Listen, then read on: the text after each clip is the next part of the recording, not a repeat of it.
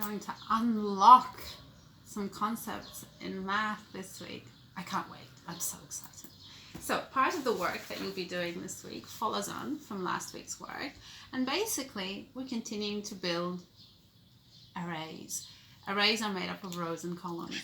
So this week we'll be doing X's. We'll be using X's to build our arrays and columns. So here's an example. If you're asked, for example, to draw 3 rows of 4 objects, 3 rows of 4, what you need to do is, so here's my first row, and it was 3 rows of 4, so each row has 4. One of the tips is after you do each row, you do a line, so that's done. So 1 to 3 rows. Here's my second row, and here's my third row, and again a line under each column, done. And what we've been working on, and what we'll continue to work on, is repeated addition.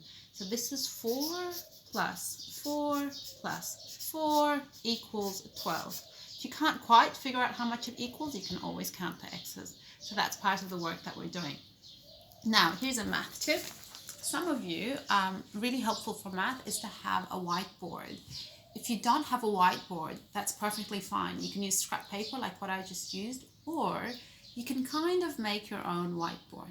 How do we do? All your questions will be answered.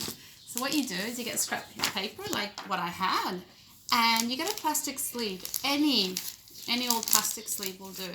And you simply put the scrap paper in the plastic sleeve, and voila, you have a whiteboard.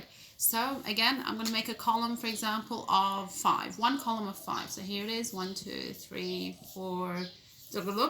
Oh my goodness, instead of making an X, I made a gulub gulub. So I'm going to rub it out. No problem. Start again. There's my whiteboard.